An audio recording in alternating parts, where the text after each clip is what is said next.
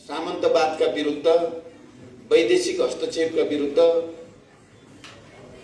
लामो समयदेखि सङ्घर्षको, क्रान्तिको एउटा केन्द्रबिन्दु जस्तो बन्यो। ऐतिहासिक कालदेखि पनि कीर्तिपुरको पहिचान आफ्नो मौलिक पहिचान छ र आधुनिक नेपालको सन्दर्भमा पनि, चाहे त्यो पञ्चायत विरोधी आन्दोलन होस् या जनयुद्ध होस् या अन्य सन्दर्भका सबै क्रान्तिकारी आन्दोलनहरूमा कीर्तिपुरवासी जनताको भूमिका जहिले पनि अग्रणी रह्यो र आम नेपालमा सबै राजनीतिक दल र जनतासम्मले पनि कीर्तिपुरलाई सम्झिँदा चाहिँ एउटा गर्वको साथ आन्दोलनको, परिवर्तनको, क्रान्तिको एउटा प्रवृत्तिको परिचय त्यसको चाहिँ पर्यायवाचीको रूपमा चिनिने गरिन्छ। त्यसकारण मैले आज यो शुभकामना आदान प्रदान गर्दै गर्दा इतिहासको त्यो गौरवलाई हामीले अर्को चरणमा उठाउनु छ, अर्को उचाइमा उठाउनु छ। त्यसको निम्ति हाम्रो पार्टीका सबै नेता कार्यकर्ताहरू, हाम्रा सबै समर्थक, शुभचिन्तकहरू र आम जनतालाई पनि एकचोटि फेरि त्यो इतिहासको गौरवलाई अर्को चाहिँ उचाइमा उठाउने सङ्कल्प गर्न प्रेरणा मिलोस् भनेर पनि म कामना गर्दछु। किनकि यतापट्टि हामी पछिल्लो चरणमा आउँदा अलि अन्यल जस्तो, अलि शिथिलता जस्तो, कहीँ न कहीँ हामीले आफ्नै मुद्दाहरू प्रति हाम्रो विश्वास डगमगाएको हो कि हाम्रै आन्दोलन र परिवर्तन प्रतिको हाम्रो स्वामित्व, अपनत्व हामीले जुन उचाइका साथ, जुन उत्साहको साथ हामीले त्यसलाई ग्रहण गर्नुपर्ने र जनतामा स्थापित गरिराख्नु पर्ने हो, त्यसो गर्ने जोश उत्साह चाहिँ अलिक कमी आएको हो कि भने जस्तो देखिएको छ। यहाँ अहिले कमरेडहरूले मभन्दा पहिला बोल्ने दिलीपजीले या स्वागत मन्तव्यका क्रममा पनि त्यो कुरा अलिअलि झल्को आउँछ। हामी अहिले नयाँ सङ्कल्प सहित फेरि अगाडि बढ्नु पर्दछ भन्ने आवश्यकता बोध चाहिँ हुन थालेको फेरि सकारात्मक कुरा पनि देखिएको छ। म लामो व्याख्या त सायद गर्न गाह्रो छ अहिले। म के भन्न चाहन्छु कमरेडहरू भने, हामी हिजो नेपालका सबै उत्पीडित वर्ग भन्दा मजदुर किसानहरू, त्यो पनि निम्न वर्गकाको हक हितको निम्ति भनेर सङ्घर्ष गरेको हो, विद्रोह गरेको हो, युद्ध गरेको हो। अनि यो देशका सबै उत्पीडित जाति, भाषा, संस्कृति, समुदाय सबैको पनि पहिचान, अधिकार, आत्मसम्मानको निम्ति भनेर लडाईँ लडेको हो हामीले। र त्यसलाई दबाउनको लागि चाहिँ फेरि हाम्रा विरोधीहरू अथवा परिवर्तनका विरोधीहरू अथवा उत्पीडित वर्ग समुदायको हक, अधिकार र पहिचान नरुचाउनेहरूले त्यति बेला हामीलाई दबाएर, दमन गरेर, मारेरै सक्न खोजेको हो भन्ने कुरा पनि तपाईँ हामीलाई थाहा छ हैन। हजारौं शहीदहरू, हजारौं बेपत्ता योद्धाहरू, हजारौं घाइते अपाङ्गहरू जो त्यो प्रक्रियामा बलिदान भयो। त्यसरी दुईटा वर्गको, दुईटा विचारको बीचमा सिधा टक्कर थियो जनयुद्ध र जनआन्दोलन पनि निरङ्कुशताका विरुद्ध, तानाशाहीका विरुद्ध, सामन्ती प्रवृत्तिका विरुद्ध सङ्घर्षकै एउटा परिचायक थियो। त्यहाँ पनि दमन गर्ने र त्यसको प्रतिरोध गर्ने दुईटा विचार, दुईटा वर्ग, दुईटा प्रवृत्ति थिए। मैले कमरेडहरूलाई यो कुरा किन भन्न खोजिरहेको छु भने अहिले पनि एक थरी तत्त्वहरू जो हिजो जनयुद्ध या जनआन्दोलनको बेलामा परिवर्तनकारी शक्तिलाई दमन गरेर नै रोक्ने कसरत गरेका थिए, कोसिस गरेका थिए, तर जनताको जबरजस्त प्रतिरोधको अगाडि उनीहरूको केही लागेको थिएन।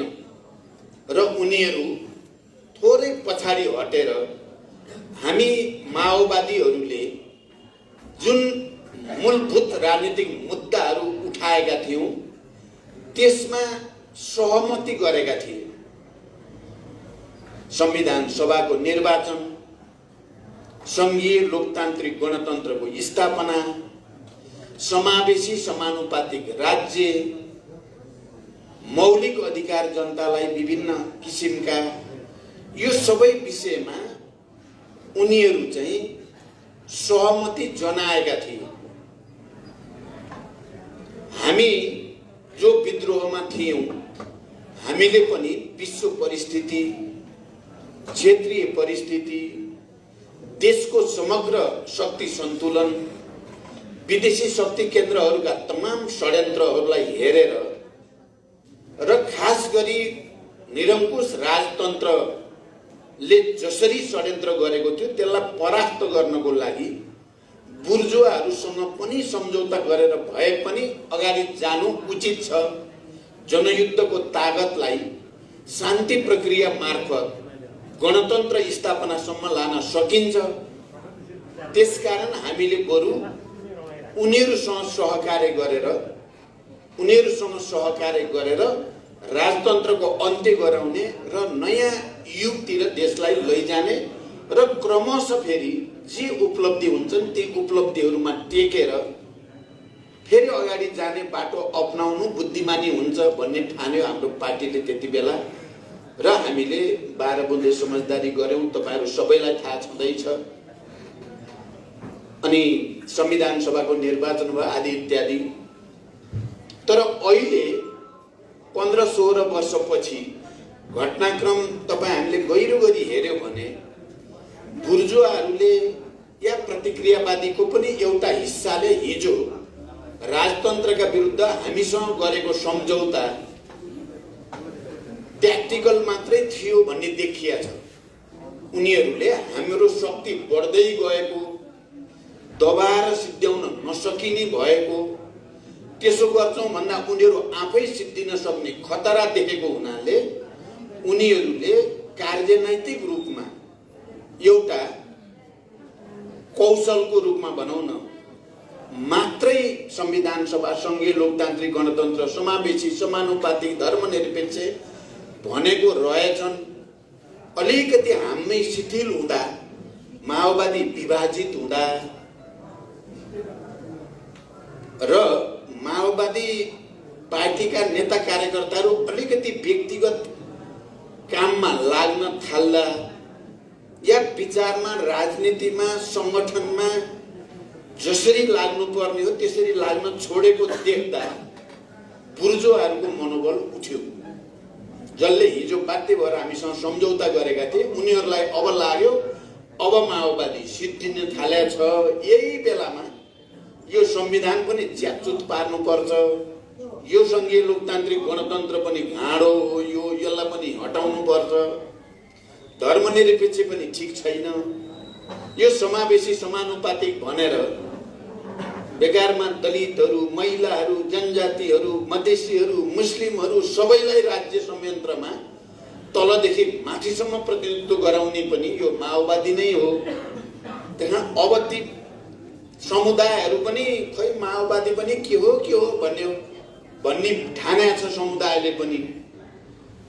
हामी कहाँ आउन पनि छोडे माओवादीहरू। पहिला त सधैँ घरमा आउने, सँगै खाने, सँगै छलफल गर्ने, सुख दुःख सबै साट्ने गर्थे। अहिले त माओवादी नेता कार्यकर्ताहरू पनि अलिअलि एमाले जस्ता, हेर्दाखेरि अलिअलि कांग्रेस जस्ता देख्न थाले। त्यो भएपछि बुर्जुवाहरूले ठाने कि अब चाहिँ माओवादीले आँधी हुरी ल्याएको हुनाले, तपाईहरुले सुन्नुभएको होला धेरै पटक उनले भन्छन् पनि, अहिले भर्खरै भनेको पनि मैले सुने, भित्र उनी के भन्छन् भनेर केपी ओली प्रवृत्ति भन्छौं नि हामी। गत सालदेखि हामी एउटा नयाँ खालको कम्युनिस्ट नामधारी प्रतिक्रियावादी, प्रतिक्रान्तिकारीका विरुद्ध लड्न बाध्य भइयो हामी। उनले भन्थे सधैँ मलाई यो संघीय लोकतान्त्रिक गणतन्त्र नि मन परेको छैन, मलाई यो समावेशी समानुपातिक भनेर दलित महिलालाई चाहिँ कोटा छुट्याएको नि मन परेको छैन। अस्ति त भनेछन् ज्ञानेन्द्रका केही मान्छेहरूसँग भेटेर भने भन्ने सूचना मैले पाएँ। मलाई जिन्दगीभरि यो गणतन्त्र मनै परेको होइन, बाध्य भएर गरेको हो, त्यसकारण मौका आयो भने यो उल्ट्याउने हो भनेछन्। तपाईहरु विचार गर्नु होला स्थिति कहाँ पुग्या रहेछ त। त्यसो भएर स्थिति के देखियो भने अहिले पनि दुईटा विचार, दुईटा वर्ग, दुईटा प्रवृत्ति, एउटा जनतालाई अधिकार सम्पन्न गर्नुपर्छ या पाएको अधिकारको रक्षा हुनु पर्यो र थप अधिकारको निम्ति लड्दै जान पर्यो भन्ने विचार एउटा विचार, र त्यसले उत्पीडित वर्ग समुदाय सबैसँग एकाकार भएर निरन्तर आन्दोलन गरिराख्नुपर्छ, नत्र भने उल्टिने खतरा छ भन्ठान्छ त्यो एउटा विचार। एउटा चाहिँ यी प्राप्त भएका उपलब्धिहरू उल्ट्याउनु पर्छ र पुरानै ठाउँमा जानु पर्दछ। हिजो जसरी जनयुद्धको बेलामा या जनआन्दोलनको बेलामा क्रान्तिकारीहरूलाई सखापै पार्नुपर्छ भनेर लागेका थिए नि राज्यहरू, त राज्य या वर्ग समुदाय एउटा विचार त प्रतिक्रियावादी जसलाई हामी भन्छौँ लागेका थिए नि। नसकेर न हामी यहाँ छौँ, अहिले जनताले हामीलाई साथ दिएर न हामी यहाँ छौँ। प्रतिक्रियावादीले दया गरेर हामी यहाँ भएको त होइन। संघीय लोकतान्त्रिक गणतन्त्र त्यो वर्गले चाहिँ माया गरेर हामीलाई दिएको त होइन। हामीले लडेर प्राप्त गरेको अधिकार हो त्यो। अहिले त्यसलाई उल्ट्याउने षड्यन्त्र भयो र यो बीचमा तपाईहरुले सायद सबैले पनि केही न केही अनुभव र अनुभूति गर्नुभयो होला। हामीले त्यति बेला भन्यौं पनि पार्टीभित्र एउटा त हामीले सोच्यौं सपना, कम्युनिस्टहरूले अलि परसम्म जाने सपना देख्छन् भनेर लेनिनले उहिले सपना देख्नु जायज हो भन्ने छ के। सपना भनेर नराम्रो कुरा भने होइन, राम्रो सपना देखेर त्यो सपना पूरा गर्नको निम्ति संघर्ष गर्नु कम्युनिस्टहरूको चरित्र र विशेषता हो। हामीले धेरै सपना देख्यौं, जनयुद्ध, शान्ति प्रक्रिया, संविधान, गणतन्त्र, यी सबै तिनै सपना देखेर आन्दोलन गरेको हुनाले पूरा भएका हुन्। र हामीले पछिल्लो चरणमा अब संविधान बन्यो।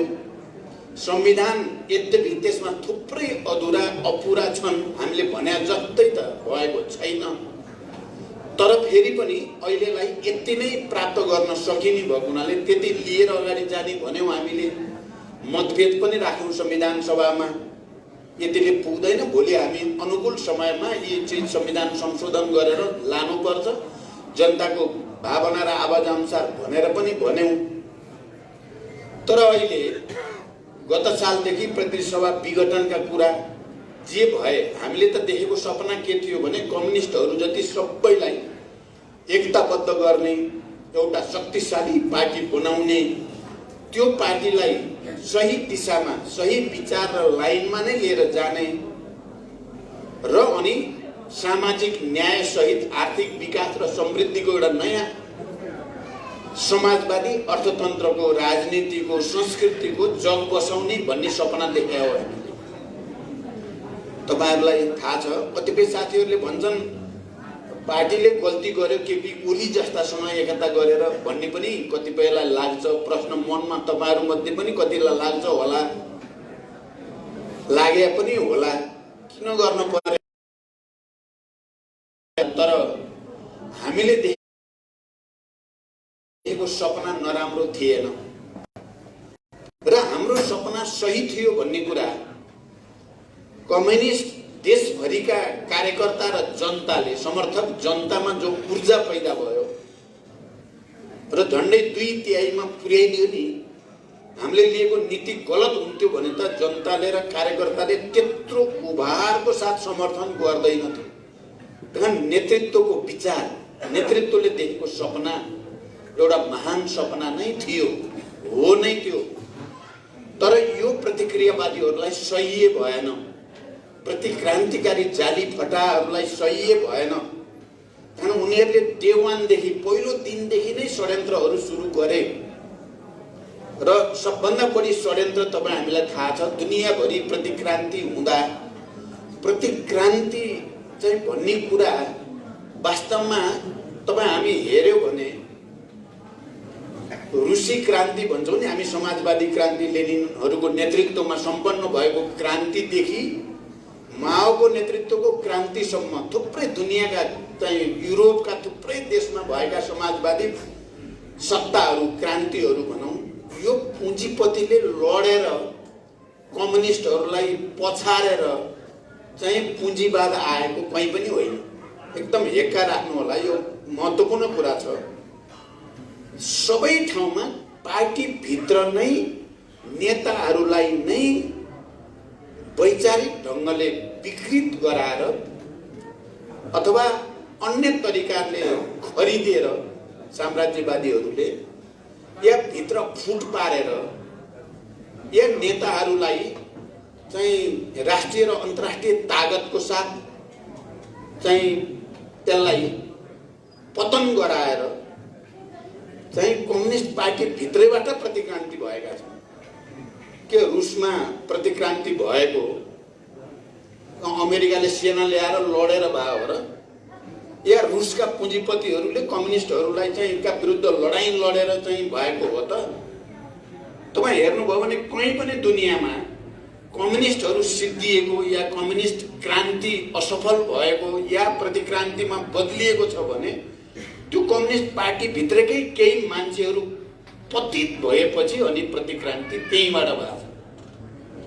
हामी भन्छौँ नि इन्टरनल इज डिसिसिभ भन्छन् क्या, आन्तरिक नै मुख्य कुरा हो। हामीले देखेको सपना त कम्युनिस्ट जतिलाई एकताबद्ध गर्ने, जनतालाई उत्साहित पार्ने, समाजवादको निर्माण गर्ने सपना थियो।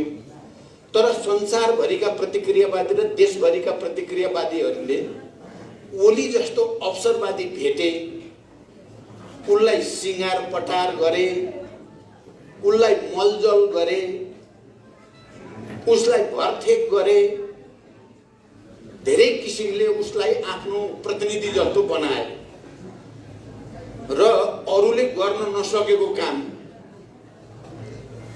कम्युनिस्ट पार्टीको अध्यक्ष र प्रधानमन्त्रीबाट गराउन सफल भए। विचित्र विडम्बना होइन त यो? हेर्दा हेर्दै तपाईँ हामीले पहिला त किताबमा पढिन्थ्यो, कहिले ख्रुश्चेभलाई गद्दार भनेर पढियो होइन, अनि गोर्बाचोभ, बोरिस येल्सिन यस्ता गद्दार प्रतिक्रान्तिकारी भनियो, ती पनि कम्युनिस्ट पार्टीकै नेता थिए। हाम्रो पार्टीभित्र पनि ओली प्रवृत्तिलाई हिजोका राजा महाराजाहरू, हिजोका र आजका दलालहरू, विदेशी प्रतिक्रियावादी शक्तिहरूले के ठान्यो, यसले मात्रै माओवादीलाई ठिक गर्न सक्ने भेटियो बल भन्ठाने। तपाईँले यसरी कतिको विचार गर्नु भएको छ मलाई थाहा छैन। त्यसो भन्ठानेर उसलाई मलजल गरे। अब हाम्रो अगाडि के भयो त? हामीले त पार्टी बलियो बनाउने, ठुलो बनाउने, राम्रो बनाउने, त्यति बेला राजनीतिक प्रतिवेदनमा जे सहमति भएको छ राम्रो छ प्रतिवेदन। तपाईँहरूले पढ्नु भएको छ कि छैन फेरि पढ्नु होला, जनतालाई लएर बुझाइदिनु यति राम्रो एकता भएको थियो भन्नुपर्ने हुन्छ। त्यो राजनीतिक प्रतिवेदनमा त माओवादी जनयुद्धले नै देशमा जागरण ल्यायो, सङ्घीय गणतन्त्र ल्यायो, मुख्य माओवादी नै हो भन्नेमा सही गरेछ केपी ओलीले। त्यत्तिकै गरेको एकता पनि होइन। विधान हेर्नुहुन्छ भने लेनिनवादी संगठनात्मक सिद्धान्त भनेको छ, जनवादी केन्द्रियता सबै भनेको छ, त्यसमा सही गराइएको छ। नेतृत्व भन्यो भने द्वितीय अध्यक्ष बराबरी भन्नेमा सही गरेको छ। प्रधानमन्त्री पनि पालो पालो 2.5 वर्ष गर्ने भन्नेमा पनि सही गरेको छ। हामीले त गल्ती गरेको होइन। तर केपी ओली प्रवृत्तिलाई प्रतिक्रियावादले जसरी मलजल गरेर प्रतिक्रान्तिकारीमा पुर्यायो, त्यसो भएपछि हाम्रो अगाडि के भयो त? हामी लड्ने कि छोड्ने भने जस्तो स्थिति भयो। तपाईँहरूलाई पनि हैरान भयो होला। आज पनि प्रचण्ड कहाँ छ बालुवाटार केपी ओलीसँग, भोलि पनि प्रचण्ड कहाँ छ बालुवाटार केपी ओलीसँग भन्दा हैरान हुनुभयो होला तपाईँहरू जस्तो लाग्छ। कति ओलीको पछाडि भन्या जस्तो। तर एउटा बिन्दुमा हामीले अब सङ्घर्ष बाहेक अर्को विकल्प छैन भनेपछि हामीले सङ्घर्ष सुरु गर्यौं, विद्रोह सुरु गर्यौं। सुरुमा त हामीले त्यो सङ्घर्ष गर्दा मानिसहरूलाई यो अगाडि बढ्ला, सफल होला जस्तो लागेको थिएन। जसरी हिजो जनयुद्ध सुरु गर्दा नि लाग्दैन थियो नि मान्छेलाई यत्रो विशाल शक्ति होला र देशमै चाहिँ गणतन्त्र ल्याउने शक्ति बन्ला भन्ने त लागेको थिएन नि सुरुमा। पोहोर साल प्रतिनिधि सभा विघटन भएर हामी सडकमा माइतीघर मण्डलामा गएर चाहिँ सडकको भुइँमा पलेटी कसेर बस्दा पनि बिचरा भन्ने लागेको थियो मान्छेहरूलाई। भने पनि थिए ओलीवालाहरू त भने पनि थिए बिचरा भनेर। तर त्यो पछि गएर त लाखौं जनताको विशाल आँधी हुरीमा परिणत भयो र विघटनको सेटिङ भत्कियो। यो त हामी सबैले देखेकै कुरा भयो। फेरि अर्कोचोटि विघटन भयो, फेरि पार्टी, अब कोही कोही साथीहरूले भन्नुहुन्छ पार्टी विभाजन भएको। विभाजन भएको होइन, विभाजन गराइएको। यो कुरा पनि एकदम ध्यान दिन जरुरी छ। तपाईहरुले बुझेर जनतालाई नि बुझाउँदै लान जरुरी छ। किनभने पार्टी त पुरै हामीले कब्जा गरिएको थियो।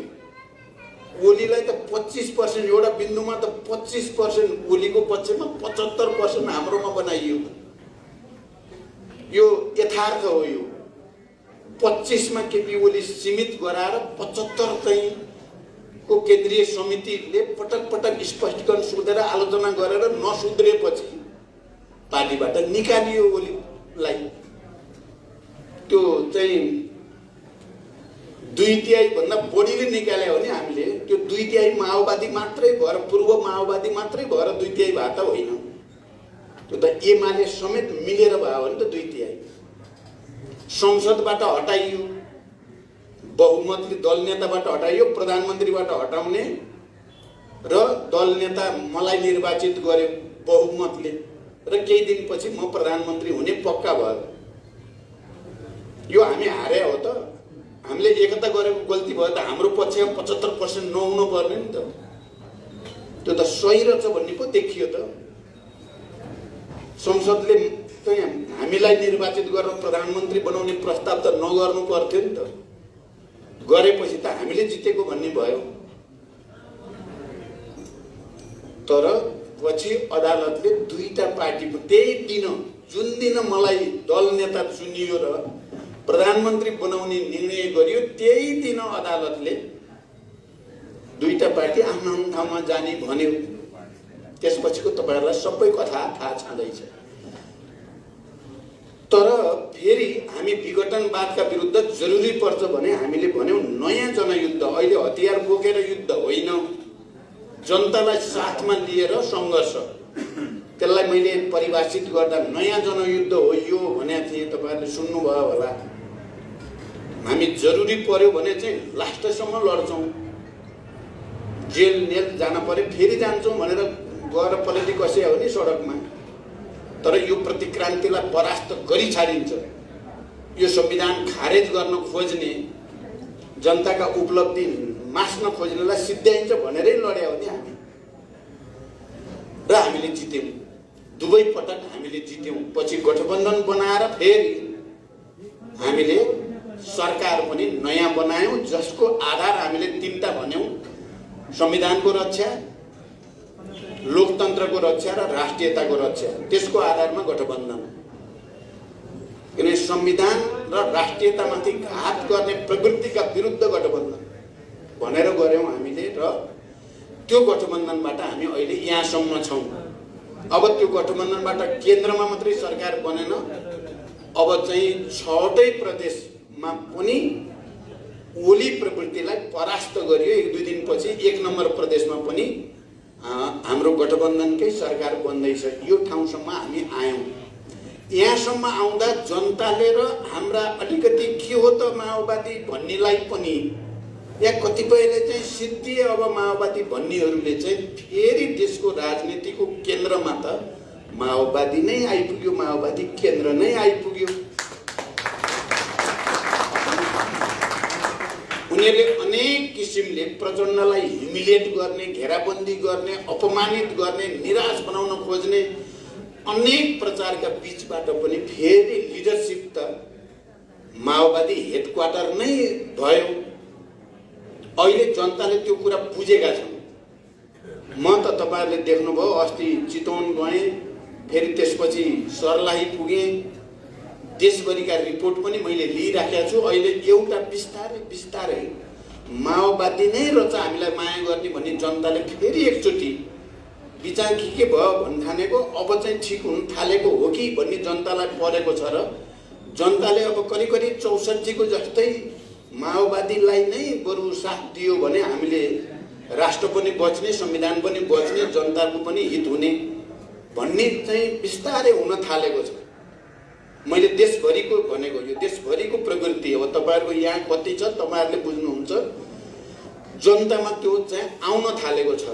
झन् हामीले केन्द्रीय समितिको बैठकबाट र विधानमा नै व्यवस्था गरेर महिलाहरूको लागि विशेषाधिकार 35% कम्तीमा, या दलितहरूको लागि, या युवाहरूको निम्ति, या चाहिँ सबै जनजाति लगायत सबैको समावेशी समानुपातिकताको निम्ति जे संकल्प गर्यौं र वैधानिक व्यवस्था गर्यौं, त्यसको एउटा ठुलो सन्देश गएको छ देशभरि र विश्वभरि पनि गएको छ।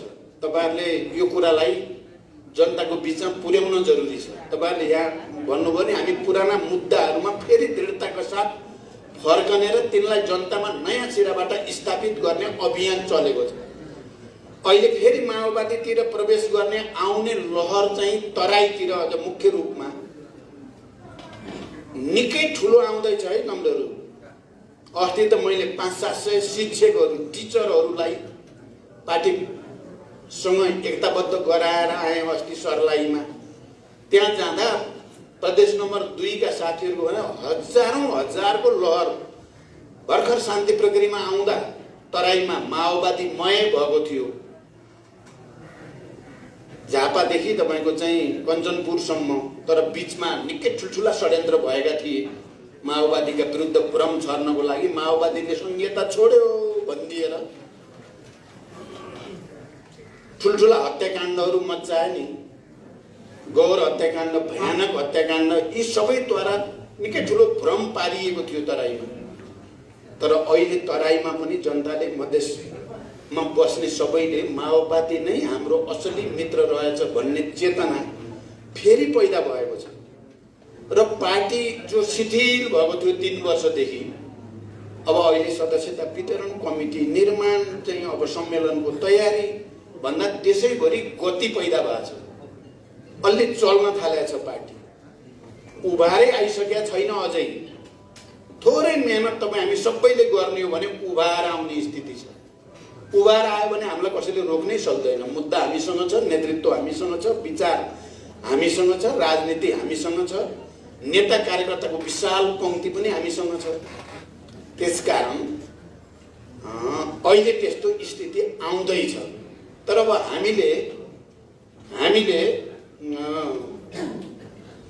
हामीले चाहिँ फेरि यो कुरालाई जनतामा बुझाउन चाहिँ सक्नुपर्ने हुन्छ। त्यसकारण कमरेडहरु,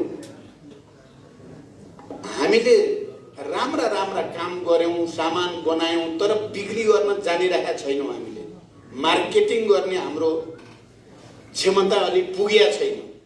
तर हामीले गरेका राम्रा ऐतिहासिक ठुलठुला कामहरुदेखि जनताको जीवनमा चाहिँ परिवर्तन ल्याउन गरिएका सबै विकास निर्माणका कामहरु, यो सबै जनताको बीचमा स्थापित गर्न जरुरी छ। मलाई लाग्छ आज यो शुभकामना आदान प्रदान कार्यक्रममा हामी सबैले एउटा नयाँ संकल्प सहित पार्टीलाई पुनर्निर्माण गर्ने, जनसंगठनहरुको पुनर्निर्माण गर्ने, जनतासँगको सम्बन्ध सुदृढ गर्ने, जनताको बीचमा हामीले अलिकति गल्ती गर्यौं बीचमा, अब हामी सच्याउँछौं भनेर आत्मआलोचना सहित जनताको घरमा जाने यो काम गर्यौं भने केही महिना भित्र एउटा उभार आउने सम्भावना छ। म तपाईहरुसँग यही अपील गर्न चाहन्छु। अन्तिममा अब कीर्तिपुरकै कुरा गर्दा यो ऐतिहासिक छ भन्ने कुरा त भइ नै हाल्यो। अब यहाँका समस्याहरूको बारेमा यहाँको मात्रै होइन, काठमाडौँ उपत्यकाको मुख्य रूपमा यो चाहिँ काठमाडौँ, भक्तपुर, ललितपुर सबैतिर सोवासीहरूको समस्या चाहिँ एउटा पुरानो चाहिँ बडो गम्भीर समस्याको रूपमा रहेको छ। 100औं वर्षदेखि बसेको ठाउँको लाल पूर्जा छैन भन्ने कुरा अनौठो लाग्छ। अहिले म यो कार्यक्रममा आउनु अगाडि भूमि व्यवस्था मन्त्री र ऊर्जा मन्त्री सँगै थिए र हामीले सोबासी समस्याको समाधान हामीले नै सुरु गर्नुपर्छ र एउटा नयाँ सन्देश चाहिँ उपत्यकाभित्र दिनुपर्छ भन्ने सङ्कल्प गरिएको छ र मैले मन्त्रीजीलाई भनेको छु यो प्रस्ताव लैजानु सोबासीलाई लालबुद्धा वितरणको प्रक्रिया सुरु गर्नु नै अहिलेको हाम्रो मन्त्रालयको एउटा प्रमुख कामभित्र पर्नुपर्छ भनिएको छ। त्यसकारण कीर्तिपुरमा पनि हामी चाहन्छौँ कि सुरुवात चाहिँ कीर्तिपुरबाटै होस् भन्ने मेरो चाहना छ। म तपाईँहरूलाई यो विश्वास दिलाउन चाहन्छु। त्यस्तै कीर्तिपुर सांस्कृतिक रूपले ऐतिहासिक धरोहर भएको ठाउँ पनि हो। यहाँको लाकु दरबार र तलेजु मन्दिर चाहिँ भत्काएर ओडा के बनाउने भन्ने चाहिँ एमालेवालाहरूले गरेका रहेछन्।